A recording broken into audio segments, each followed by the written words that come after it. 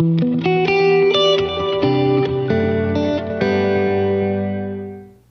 everyone, and welcome to the Current Temp.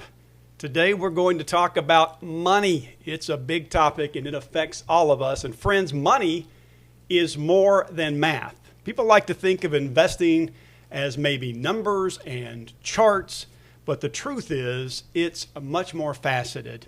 Emotions, habits, and believe it or not, even the weather can affect how we invest. So let's dig into what really drives the decisions that we make with money.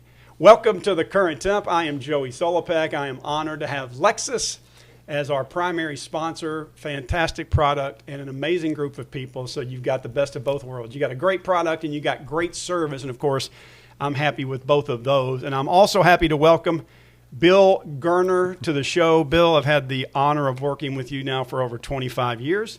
You bring a wealth of experience to the table, and Bill has helped invest and run pension plans all over the Mid-South.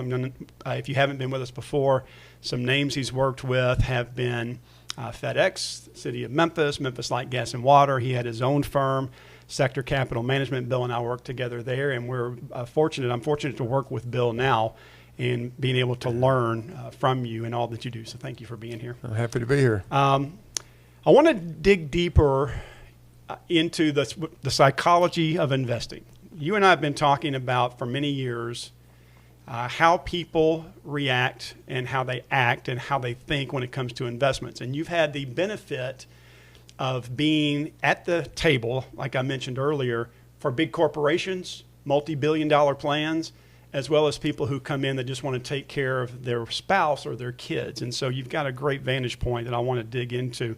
Like it or not, money and how we deal with it impacts every part of our lives. I mean, there's no getting around it. It is a common thread. Some of us might like vanilla ice cream, some might like chocolate, but you got to buy it, the whole thing with money, no matter who you are. So I want to start with this. I call this one the average investor basics and what they know. When an investor walks in the door, an individual, do they have your experience, do they have a solid grasp of the basics of investing?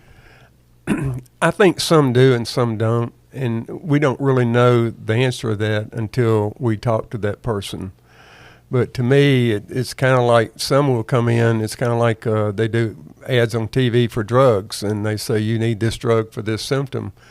And then they go to the doctor and they say, doctor, I need this drug, and they don't let the doctor prescribe it. So, right. So it's individuals, some have a lot of knowledge and some do not. My experience too with you has been that a lot of people know the headlines, just like you said, they know the medicine.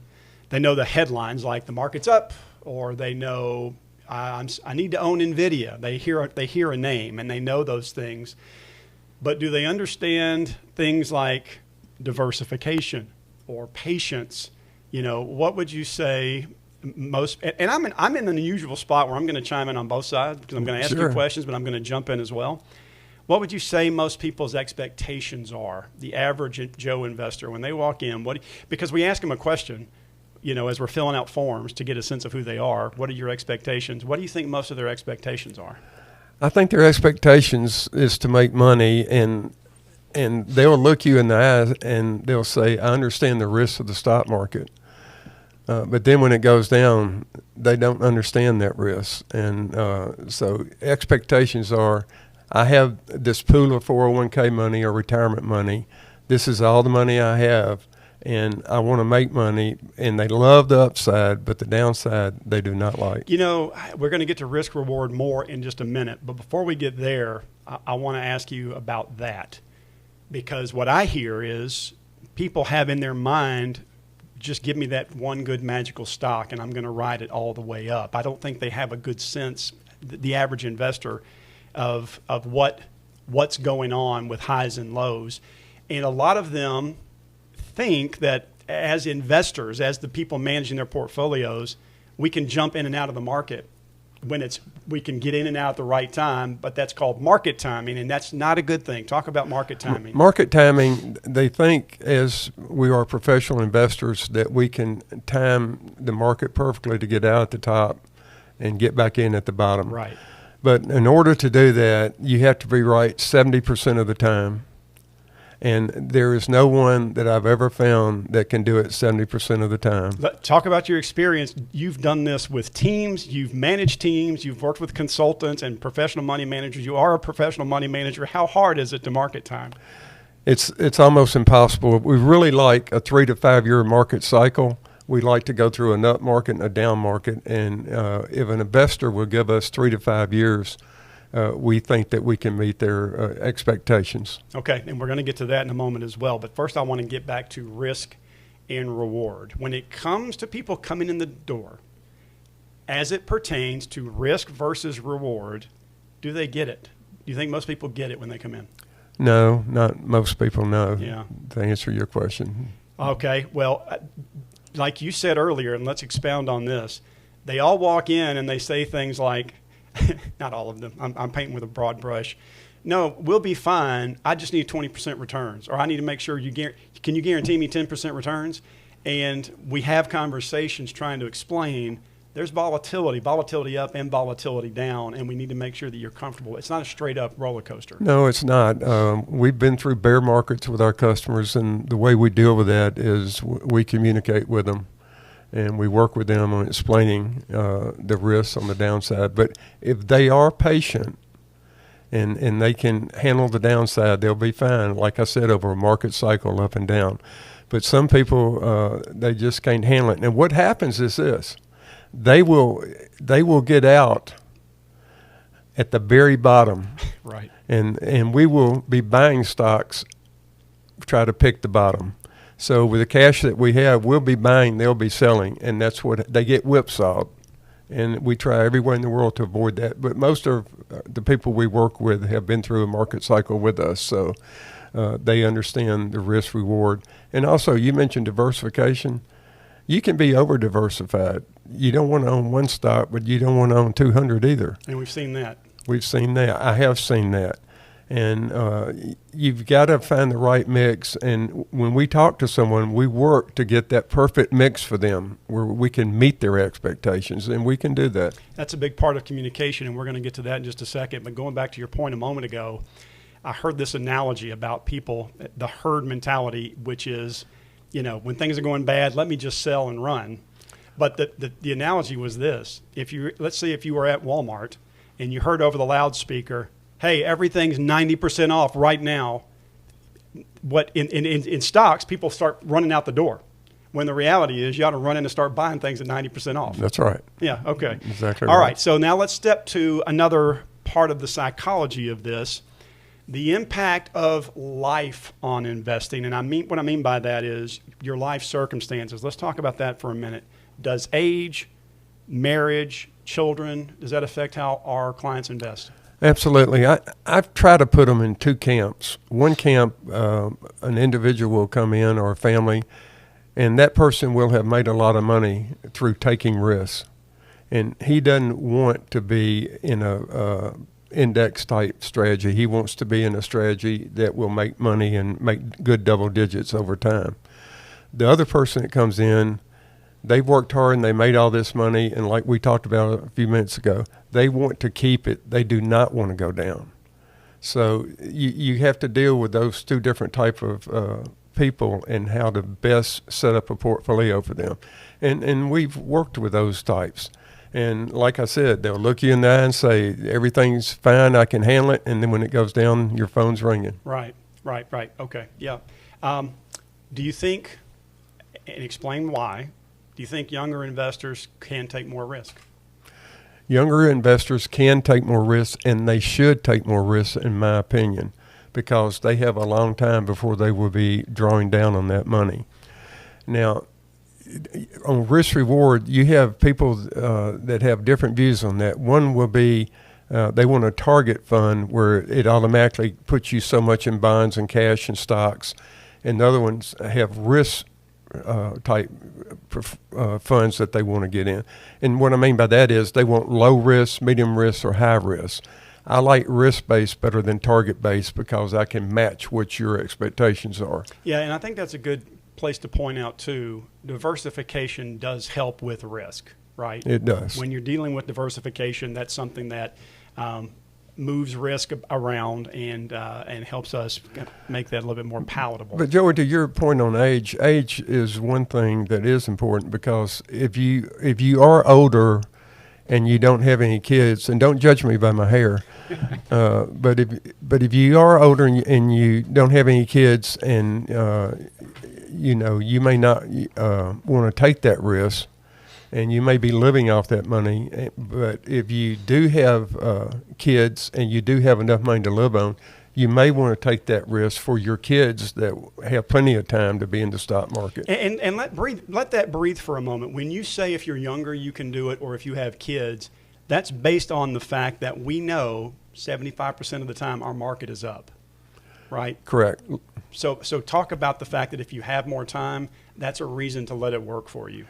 You have more time, and over the last 50 years, the market's up 80% of the time. So if you want to go bowling with me and you want to bet every time we go bowling, and I'm going to win 80% of the time, how long will that last? Not long. Not long.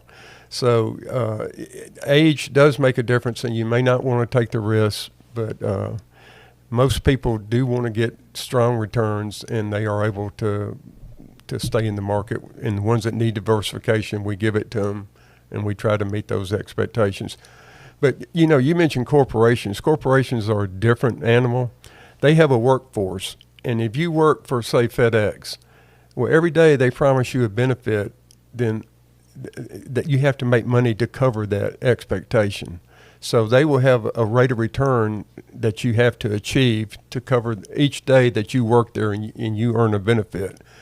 And so what's important to them is that if that rate of return is 8% and you can return 9% over time, that saves them about 50% in contributions to that fund. Okay.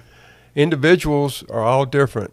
I have this pile of money or pot of money, and I've got to live off it the rest of my life, and you have to set a plan to do that. So those are two different animals. All right, let's do this. Let's talk about how people feel, because we know that has a big impact on what they do. When the market gets rough, like we saw on Liberation Day when the administration announced all the tariffs, we saw a huge market decline, and I was very impressed. Our clients were pretty solid.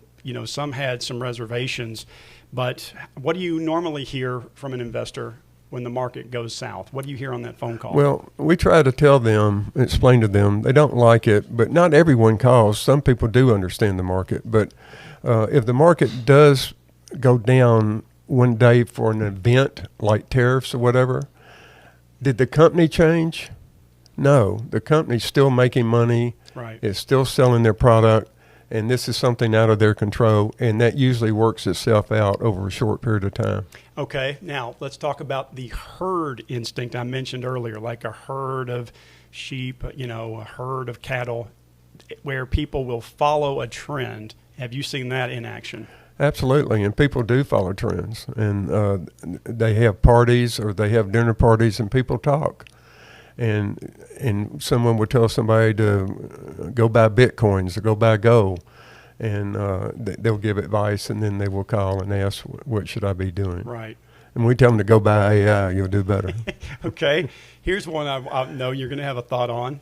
Does more trading equal more money?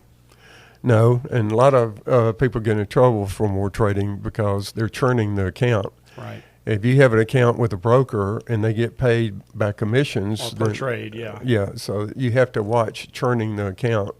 So we're more buy and hold. We can't time. We don't want to churn. We want to buy good investments with solid management teams that can stay the course and make money over time. All right, let's talk a little bit about your history and experience with corporations. You mentioned this just a moment ago. Corporations, big companies versus individuals. When a company invests, it's usually in a boardroom with a bunch of people you've got to deal with and the politics. When a person invests, it may just be one guy checking his 401k at midnight. How different are those two worlds? They're very different because, number one, I just mentioned, a corporation is imperative that they meet their rate of return, their benchmarks. And if they do exceed that, they do well. So in a corporation, you will deal with a person that does know exactly what they're doing. They're paid a lot of money to know, and they will also have consultants backing them up. So that's a whole different animal. The individual, like we talked about, some get it, some don't, and some shouldn't even be here. So it just depends on the situation, but that's why we're here. We're here to help those people. I manage money for 3 or 4 Fortune 100 companies, and I understand what they go through because I did manage a FedEx pension plan. I ran stocks. I ran bonds for them. I did the whole gamut. And just an example, like the city of Memphis, they were severely underfunded. And I had my own company, and I went down. They asked me to come down there and talk to them. And I said, I need your financial report. And they sent me the actuarial report. So they didn't know what they were doing at that time. So it's important that you do work with people that know what they're doing. Okay, I'm going to throw you a real That's a public fund, though. But here's a curveball question. Which did you enjoy more, in corporations or individuals? I really enjoy them both. I think they're both fascinating, and I really enjoy investing. So we have some corporate type accounts now that we primarily have focused on individuals because we're a boutique shop, and we can meet with individuals and meet their needs and help them. If they don't have a lawyer or have a trust fund, we can help them help them with wills. But we understand the stock market, and we have a team that does that, which you're a part of. So it works well. All right. Now, I've got a graphic here that you and I have looked at before. It's on the screen. It's stock market returns between 1974 and 2024. So about the past 50 years of stock market returns. And when you brought this to my attention, this was your brainchild. It's pretty fascinating what it shows us. It is, and it's what we talked about. 80% of the time, the market is up, and that's on the blue portion. On the red portion, the market's down. So you can see the percent when it was down, what year, what percent it was down, and I think you can. It's a little bit more to this chart, but if you want to email Joey, we can certainly send it to you. But it's a good picture of how the market works. It's not quite a bell curve, but if you went over longer time periods, it would be. But I like the column that says 40%. So, well, and my takeaway from this at a glance is if you look, blue are the years that were up, red is down. The market's up more of the time, and that's an encouraging fact, especially when we go through a recession of 2008 or a dot-com burst in 2000 or whatever, COVID in 22. It's comforting to see the history that things do improve and get better. Right. And I think if you look, you see the down periods. You got 6 periods where it was down under 10%. Yeah. So that's and usually in a year you'll have a 10% correction in the stock market. So that's nothing. This year's a great example of that from what we saw in April to now, where things are going really well. This next point is something you and I know are both passionate about, and that is communication. And earlier I asked you a trick question. What did you like better, corporations or individuals? But the truth of the matter is individuals are at the heart of both of those. So even when you were working at FedEx, the end result is you were still taking care of individuals. But now we get to meet with those people on a daily basis. How important is communication? I think it's probably the second most important thing, and I think the first one is trust. Yep. If people don't trust you, they're not going to want you to manage their money. They have to trust you. And then if you do work with that individual that trusts you, you have to communicate with that individual. And that's why we bring people in, each quarter. We send newsletters out. They can call us anytime. And they get a lot of special treatment from us that they don't get elsewhere.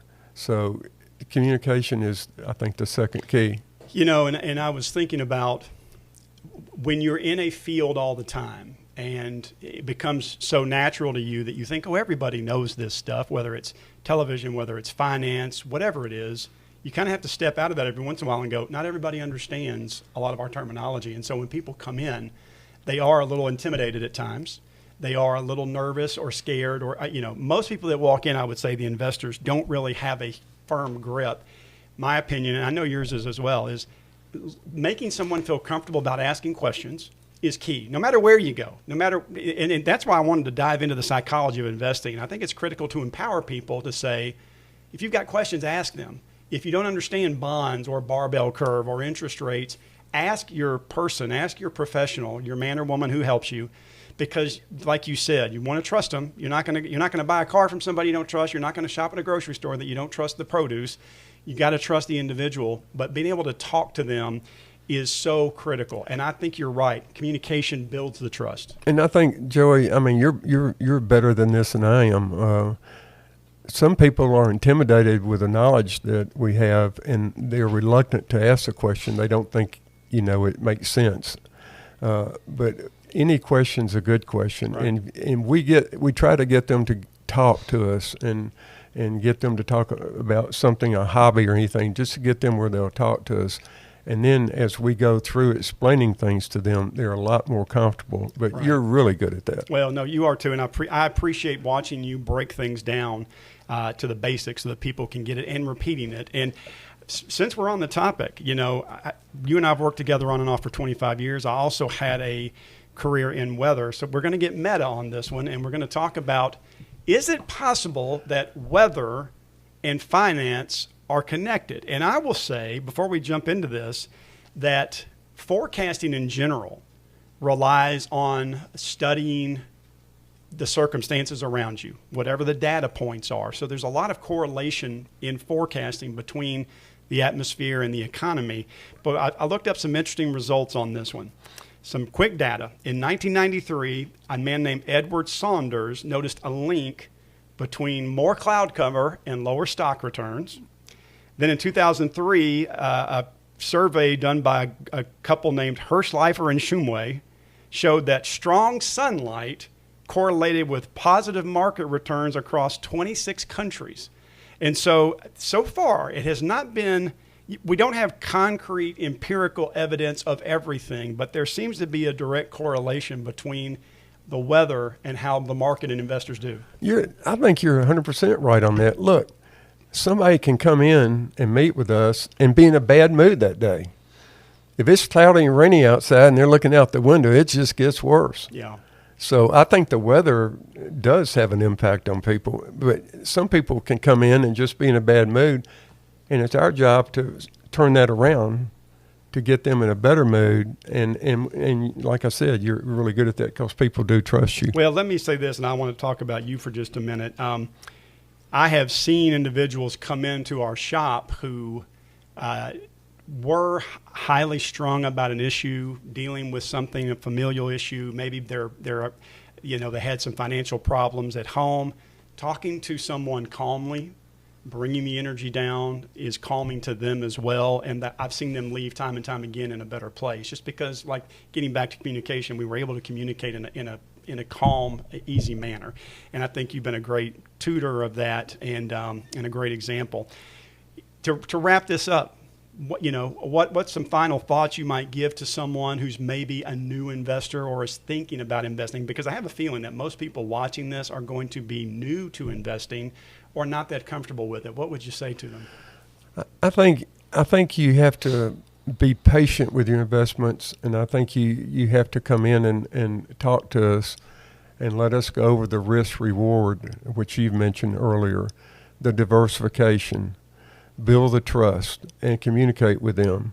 And I've had people come in and just call and said, would you meet with me? And they weren't even a client because they didn't understand the stock market. So we tried to explain that. And this is pretty interesting. I think America has like 4.5% of the population of the world. Okay. Yet the stock market here is 50% of the world invests in our stock market. Wow. So it's a huge number, and it's hard on people. And the other thing, some people just have this money. It's all they have. And they can kind of see light at the end of the tunnel if it's managed properly. And they just can't afford for it to go down too much. And we have to deal with those situations. So one of my favorite stories you tell is about your own mother, whose funds you had to manage. And you actually went a different direction. Instead of going conservative, you went a little bit more aggressive. Well, my mother lived to be 104. She did not have much money, so she said, Bill, just take care of my money. It was, and she only drew Social Security $11,000 a year. How old was she when you did that? How old was she when you started that? Well, roughly? she was probably 60, Okay. 60 years old. And I think it was around 200,000, and you can't live on $11,000 a year or 12 and make it work. So she said, "Bill, what are you going to do?" And I said, "I'm going to put it in the stock market. I understand it." And she had money left when she died. And if I'd been conservative with that money, Or she would have scared. run out a long time ago. Right. So we made it work. But that's the trust we talked about. And it was easy to communicate with her. She said, "I don't want to talk about it, just take care of it." So Listen, and I think that is a great example. The reason I bring that up is how critical it is to have someone you trust who knows what they're doing to help you make decisions, especially since as a nation we seem to be not paying attention to retirement. We know that that's a big problem. Their minds are not set towards retirement, and the economy has been tough where we've got people that are having problems just saving, but we know it's going to be a critical point when we get to that point. All right, listen, Bill Gerner, a trusted mentor and friend, thank you for being here with us. I hope that was helpful. Bill is with FCG Investment Company, and you can contact us here. I'm going to give you an email in a minute. If you have any personal questions, I'm sure he or I, either one, would be happy to help you for free or point you in the right direction. Another huge shout out and thank you to our good friends at Lexus of Memphis for being a part of this. And as I mentioned, you can email us here at the Current Temp. It's easy to get us. Just email thecurrenttemp@gmail.com, and you can catch an episode or catch up on the old episodes. We've got some great ones, and I've been hearing from a lot of you. You can watch it on my Facebook page. Subscribe on YouTube. You can find the Current Temp on YouTube, or you can listen to it on Spotify. We hope that you will. And we sure are thankful that you were here, just like I'm thankful that Bill was here. All right, folks, thank you for being here with us. That's the Temp.